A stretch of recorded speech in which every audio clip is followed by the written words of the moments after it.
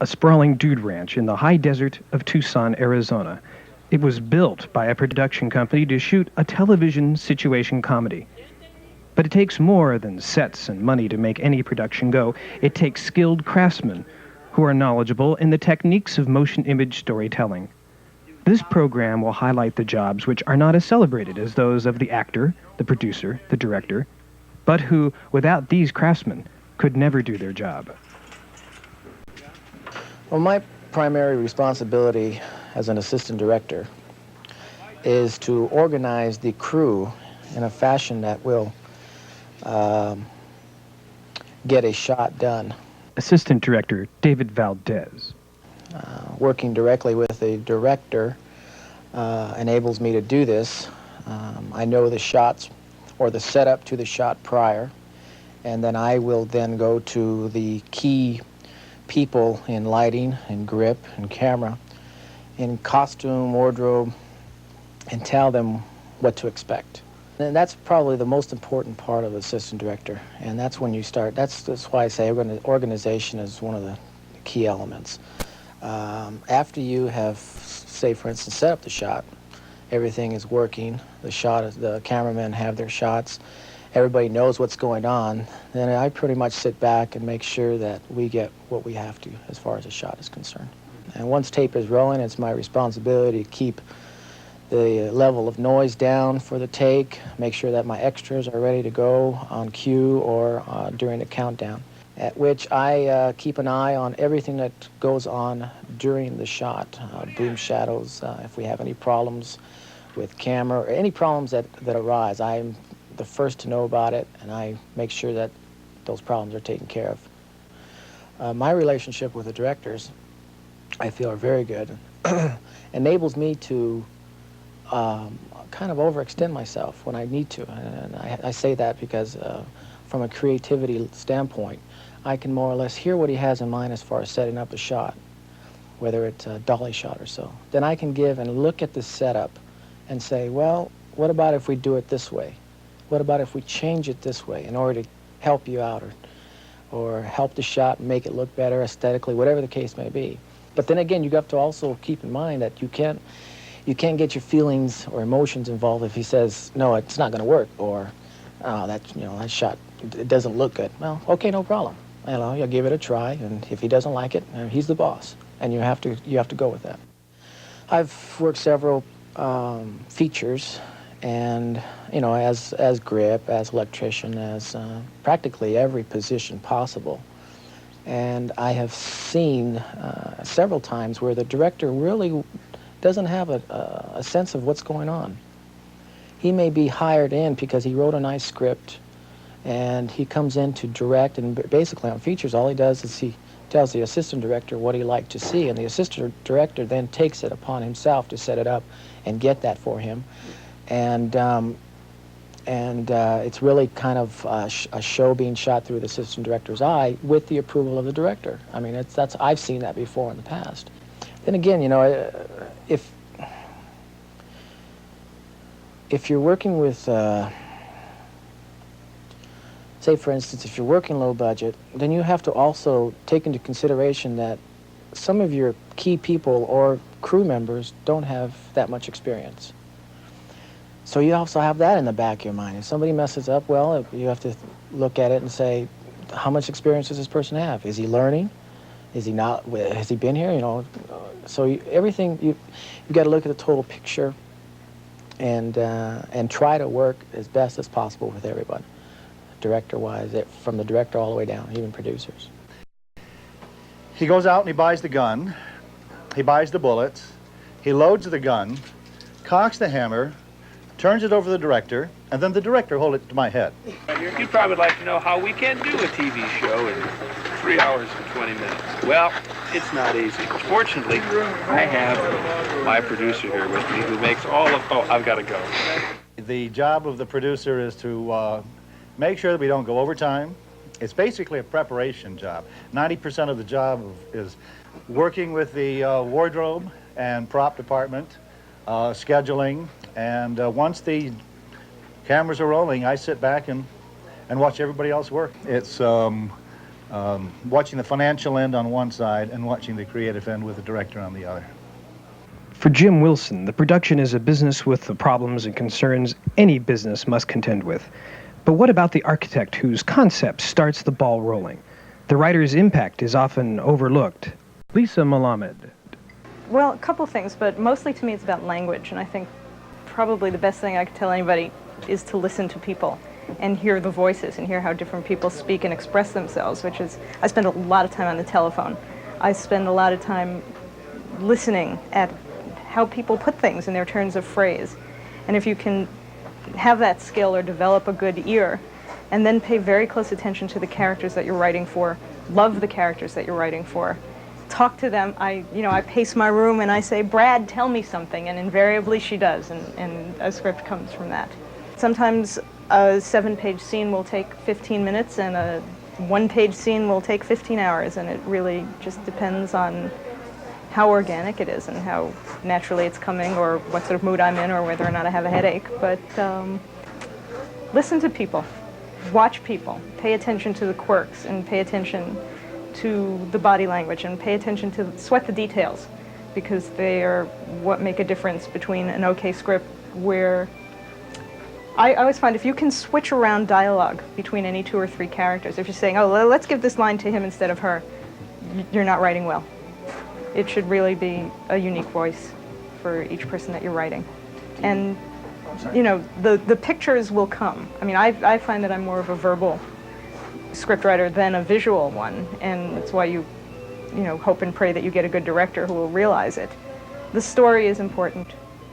To me, the voices of the characters is what will generate story, as opposed to having the story lead the characters. That time you changed it just over on more on this side. During Ted being stupid. Yeah. When Ted's being stupid during that early part of the joke. Yeah, yeah. When Mr. Ernst gets sentimental, after he grabs Buddy, I'm going to throw in a 2-shot of you two reacting to what he is saying. You know, I really have to tell you kids just how great you all are. You know, your care and concern just means a whole lot to me. It feels so good to be surrounded by supportive, friendly people as opposed to the cruel and vindictive sort. Has anybody seen Melody? No, I think she went to bed. Well, she was acting really strange before. I hope she hasn't caught this thing. Makeup artist Ron Fagiana. It all depends. If you're doing a straight TV show, just a regular, not a gay TV show, but a regular TV show, and you want the person to look natural, you'll use everything required, foundation, eyeshadows, lip color, blush colors, use all those different things to acquire a very natural look, with the skin looking nice and healthy. And it's a lot different from video as it is to film. Film, you usually go a little lighter. I am also very prominent in skincare, which is very important to know in doing makeup. Skincare is probably one of the most important factors, because if you're working on Don Johnson or Gladys Knight or somebody that has some kind of reputation, knows what they're doing, and you're using a product that breaks out, and makes the skin break out, excuse me, what do you do to make that go away? How do you minimize the problems with your makeup product? So in knowing skincare, you're able to have an edge as a makeup artist. I do the costume designing on a series in Tucson, Arizona. Patty Cameron. And I do styling as well. Well, designing is designing a look for the show or a movie or a commercial, and the styling is putting that into action when you're on the set. You're mostly on the set taking care of the principal actors and the extras, making sure that for every scene you have the look that you want. Sometimes the costume makes the whole show, and that's what's exciting about it, is that if you have a script that doesn't really play, or a scene that's not dialogue-wise not really working, then sometimes the costume just brings it out and makes it much more exciting. I sit down with the producer and we decide the look per scene for the series, and then I go ahead and make up the design or the look for the show. We go by what the script says most of the time, but a lot of time there's a lot of free play, and you can invent whatever you want for the characters. And the show that we do is really simple and straightforward. It's on a dude ranch, so it's not as if you were in downtown LA or New York. So it makes it a little more Western, a lot more casual. I would walk the streets or go to the mall and look at someone who would typically fit that role. Or just in your own experience, people that you meet. If it's just straightforward, or if it's not, if there's no humor in it, then it's pretty easy just to dress someone in whatever character you want to dress them in. I like the humorous characters, though. Well, because they have much more pizzazz, they're unusual. We're doing a show now that has a lot more humor in it than some of the other shows we've done, and all that is just in the wardrobing. Well, the designer just makes sure that everything then runs smoothly, and then the stylist is the one who pretty much takes care of the look on the set. But I also help out the stylist that we have here. The person comes onto the set and you make sure that the collars are down, the buttons are buttoned, and that they look the same from scene to scene, that are in continuity. Yeah, if you have multiple pie scenes, then you have multiple shirts.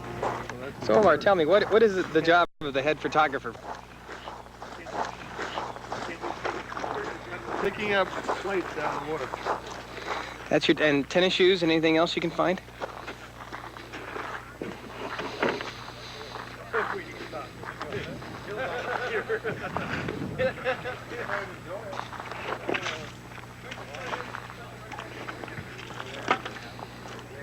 Looking for gold.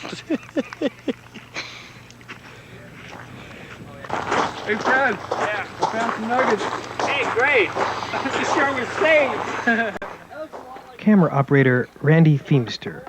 The hierarchy on the camera crew is the director of photography, whose responsibility is principally the lighting. But in the United States, he also has the job of with the director. He's the director's right-hand consultant about positioning of the camera, moving the camera, and that kind of thing. His right-hand man is the camera operator. It's his eye, for that matter, the director's eye as well, to see through the camera and manipulate it to achieve what the director and the director of photography desire. Then comes the first assistant cameraman, who he kind of owns the shop, so to speak, in terms of taking care of the equipment. His biggest principal job when the camera's rolling is maintaining focus. But he is the guy who moves the camera, makes sure it's safe at all times, and he threads the camera when it's reloaded and changes lenses. Those are sundry titles that he or jobs that he has in his job. The next is the second assistant, and his job is to keep up with the paperwork in the shop, keeping up with how much film is shot, how much we've done this day, how much is left over, do we have enough stock, when do we need to reorder, that kind of thing. And he also is the guy that sticks the marker out there and claps it and all that stuff. And then if it's a big enough show, we also have a loader. And he's the person, that's the person, he or she, who spends time in a little black box, little black room, changing out the film that's been shot and reloading new film, fresh film, and making sure that there's always enough there. The second assistant will say, hey, we've only got one mag left, so the loader will go in and reload a couple more of whatever they need. Or like at the end of the day when it's getting late and they still have some stuff to do and it's the light's going, they may send him to re-download some daylight speed film to put on the high-speed film so they can work a little bit later, that kind of thing. So the first assistant kind of is the boss of the other assistants and helps run the shop. The operator and the DP and the director kind of all work together on that end. Now the operator and the first assistant come together in the actual shot. They kind of do this little ballet. Those two guys in the dolly grip, they work together. Well, what I am is called a camera operator. So the operator, is dependent on for four basic things. One, a good eye. Two, good hands. And then I guess the other thing is just ability to communicate and be efficient. You develop an ability to work with confidence on the set. And so when you get that way, then you become more valuable, become more capable of being other things. Then you can become a more valuable operator. You're not just a person who has a good eye, which is a must, and knows a good shot when he sees it, knows a bad one when he sees it. And that's important also. A bad shot, you can say, this wasn't bad for this reason, we've got to do it again. He's a mechanical person, yes, but those two things are givens. Where you really become valuable is when you become a keen observer and problem solver, when you can come off after the take and turn it off and say, it's great. Now, the reality is, you might have watched that master through the eyepiece, and you're the only one that's seen it. And you may know that, well, that actor was blocked at that spot right there. And you turn around to the director and say, that actor was blocked right there, but you're going to have a coverage, right? You're going to do a close-up. The director goes, oh, yeah. And you say, it was perfect then. Despite the teamwork of any production crew, a fundamental question has been debated in the industry: film or video. Each has advantages and disadvantages. Each has its own peculiarities and unique problems which must be dealt with. But while the subject has been debated since video's introduction, the difference between the two formats is slowly shrinking. I'm John James, and my primary job is to do the video for the program, since our program is shot on video cameras. And since we're using multiple cameras, the primary job is to make the cameras match. Since you have 3 different cameras shooting the same scene, if one camera sees it a little bit different than the other one, well, then it's evident, because you're switching instantaneously between cameras. The other thing is we use matte boxes and filters to control our look and to get a particular kind of southwestern formula. And the other thing we do is that we actually don't run flat cameras. We paint them a little bit to get a particular look that we're working on. Something most people don't realize is that when you're doing video, it's more than just establishing the electronic parameters. It's a teamwork kind of thing. I have to work pretty closely with the lighting director and to get a particular look, a particular kind of style, and that teamwork's very important in getting an exposure. And then the last thing that probably would describe video in its best shape is that since you can't change the look of an image after the fact, you have to be your color lab while the cameras are working. And that's my primary job, is to make sure that we get the look we want and that it's properly exposed, and that any kind of style changes when it comes to color and so forth is done then. Video and film share in other ways. Grips and gaffers are craftspeople who handle all lighting, electrical, and mechanical equipment. To the layperson, the two disciplines can be confusing and complex.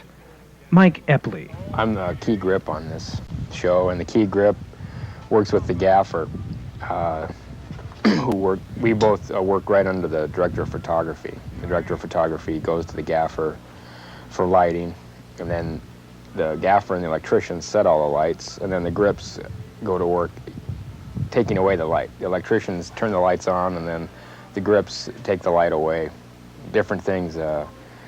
If you've seen a lot of the equipment that's out here, like flags and nets and cutters and whatnot. Yeah, if you're in a room and they have a scene on a couch, they'll light the people on the couch, but they don't want any light in the background. If the light using to light the people is spilling onto the back wall or onto the floor, we use the flags and the nets to just shape the light, mold the light, and direct the light. And grips are also in charge of moving the cameras around, both physically and also on dollies. Whenever you do dolly shots or crane shots, the grips are in charge of all that. Laying the track, leveling the track. If you have to put lights up high on scaffolding, the grips build the scaffolding and put the lights up on it. Also, when you're in a studio, you're indoors and the electricians need to hang a light somewhere or put a light somewhere. The grips supply the mount for that light. The electricians put the light up there, but the grips have to give them the place where to put it, to put the light and to mount it. And the grips are also in charge of safety. Make sure no one gets hurt, nothing falls over. You see us carrying sandbags all over the place. And that's just to keep things from blowing over. Some of the stuff we use are rather large. They're big sails. We don't use too many on this particular job, but in film jobs you use a lot of 12 by 12s or 12 feet by 12 feet, and there are solid blacks, there's silks, there's nets, doubles, single nets. Oh, and the top of the lodge, the one up there is 20 by 20. And in film you use silks and muslins, bleached muslins, unbleached muslins to filter the light or bounce the light. And you get some of these things up in the air and a little wind hits them, and it can be kind of a mess. Well, you have a director who directs a picture, and then he hires a director of photography who is the photographer. He's in charge of getting the picture. And then he or she hires a gaffer who in television is a lighting director, and then a key grip. And the key grip has is the top guy, and then you have the best boy. And they really do all the work, you know. I think what they say, key grip's job is sun to sun. A best boy's job is never done, you know. I mean, because the best boy's in charge of basically just doing everything, because the key grip and the gaffer, especially on a movie, they have to stay with the director of photography and the camera all the time. They can't be wandering off to go do something, because the director of photography is continually saying, well, I need this, I need that, and then I'm going to need this. And he just wants, that person wants the key grip and the gaffer with him at all times. And so the key grip, when he has something that has to be done, he turns to the best boy and says, okay, this shot's all set, we're ready here, but later on this afternoon, we got the camera car working, and then the crane's working tonight, and then tomorrow we need to hire 3 extra guys because we're going up on this mountaintop. And also, you know, we got to go take care of that stuff we left laying out in that field last night. Yeah, but you know, there's a lot of jokes about grips, you know. They say, how do you tell the grips on the set? And he has a size 3 hat and a size 54 shirt, you know. I mean, I've seen a lot of large grips, but I've also, you know, they come in all shapes and sizes. What I do is I scream at the rest of the crew, make sure that they all do what I should be doing so that I don't have to do it. Audio mixer Jim Hilton. You're dealing in the field, and you have to be able to troubleshoot situations prior to their happening, because you can't preset things and make them run smoothly as you would in a controlled environment. Of great importance, and most often overlooked, is the contribution sound makes to the final production. If sound professionals do their job correctly, no one will ever know they were there. Yet 90% of any story is communicated to the viewer by sound. And they walk all the way around to there. And they finish up at the edge of the lake there by that canoe. Where they proceed to have more dialogue. Now, obviously, I can break it up any number of ways. They're not talking while they're walking. A little talking while they're walking. It's a very long scene. That's the problem. Now, lighting's got no problem. They're going to board from across the lake. I got no problem with camera. Where are your problems? How far can I take them? Where do you want me to go with them? How do you want to divide it up? Midway? What we probably need to do is put a boom here and a boom there, and then take the walk on the radios. Yeah. I can't see how we can get there's no way you can boom the walk. Well, now, I can... Actually, I try to get the whole crew to give me feedback, and they're a hot crew. A little off the wall, but what we try to do is take the best of all our knowledge and put it all together and pick the best and go with that. Talking to you now, you're 5 feet away. If you sounded like you were half a foot away, it wouldn't sound natural, or right on top of you, 2 inches. I mean, the microphone's right here. If the microphone were about here, it just sounds more natural. It sounds more like the ear would hear it. You get ambience and a feel of the environment you're in. It seems funny, but in the beginning, when you don't own your own equipment, is really when you need to, because most of the jobs you're going to get are going to be so low budget that they can't afford equipment. So you're going to end up spending all the money on equipment and get nothing. Whereas if you owned your own equipment at that point, you would at least make enough money to pay for the day, because your first shot for a paying gig could be your last shot if you don't do it well. Maintenance man at work. What are you repairing now, Glenn? Well, I'm working on 2 cups of beans in the kettle here. Engineer Glenn Wright. I'm a field engineer. What that means is I work on all the electronic equipment in the field. For example, cameras, the tape machines, monitors, microphones, transmitters, anything they use for production equipment. This equipment, we have to keep the dust situation under control out here in the desert. That's the most major preventive maintenance I can do. It prevents the tape machines from failing prematurely. Also, the cameras, we need to keep heat off them. So while they're not being used, they need to have a shade cutter set up for them, or dry ice put on them in extreme heat situations. And this keeps the equipment running smoothly out here. The work behind the scenes is as different as the stories in front of them. And what advice do these professionals have for someone interested in showbiz? Ask the students if this is really what they want to do, because it's not the glamour and the glory like we all perceive it to be. It's extremely hard work. And unfortunately, we have to start from the bottom and work ourselves up. Well, if you really have the passion for it, that's the most important thing, whatever you're doing. If you've got a passion to do it, it'll give you the motivation to keep working towards it. There's two angles. You can go one or the other, or you can go as a hybrid of both. Give the best education you can right off the bat in terms of film. And that can be self-taught to a certain extent, but if you've got a nice, formal education, that's good too. The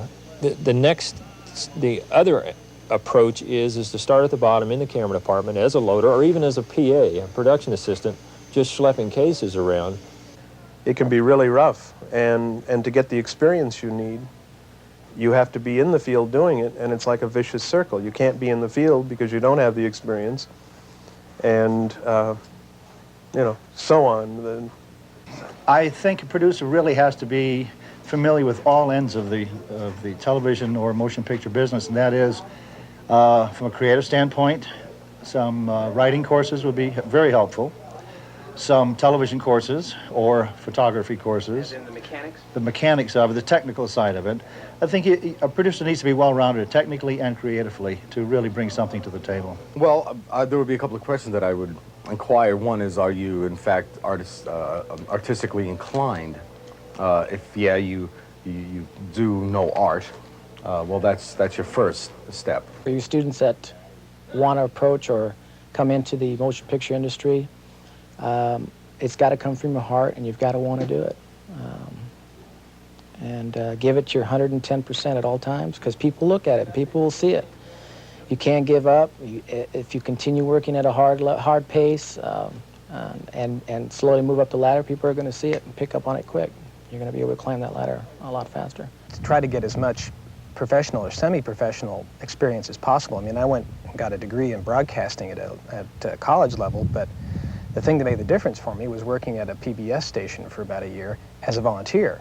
And that gave me the chance to really see the kind of equipment that I was going to be working with as a professional and get a good feel for them. So just hang out on a set if you know someone. It's the old adage. It's who you know, and what you know comes second. Getting into this business isn't always easy. I mean, I started out, I guess 10, 11 years ago as a PA. Up in Phoenix, I was in college, I got bored, and I just went around to different production companies in my city. I happened to be Phoenix, and just asked for work, and I hauled ice chests, I went and got the donuts, and I ran a teleprompter and this kind of thing, and then I started seeing, I didn't know what grips did at that point. Get a day job working somewhere that has a salary. It's a real rough business to break into. You either have to wait till somebody dies or bump them off. I don't know, don't quit your day job. Right.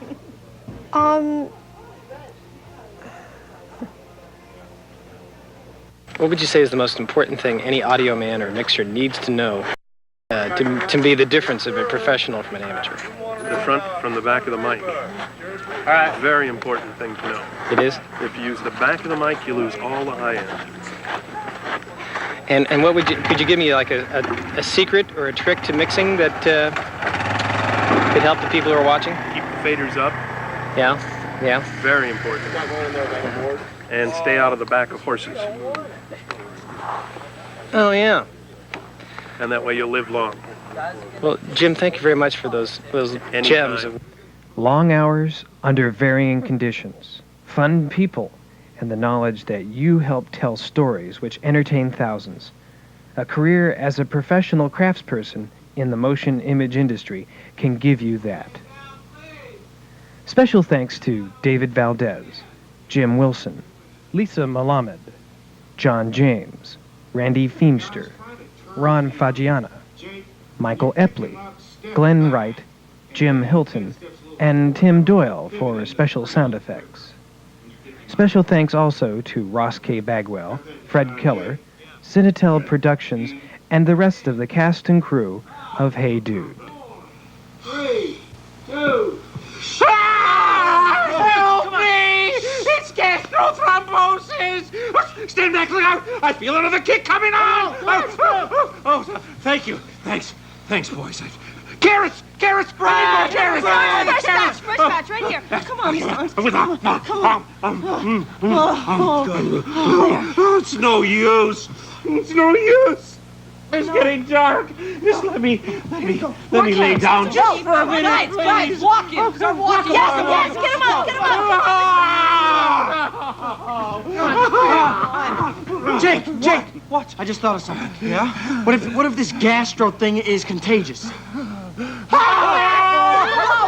doesn't matter. If it's contagious, we've all been exposed anyway. We can't stop now. Just keep walking. You can't give up now. I can't? No. Fresh air. Yes. Fresh air. Go. Get him out.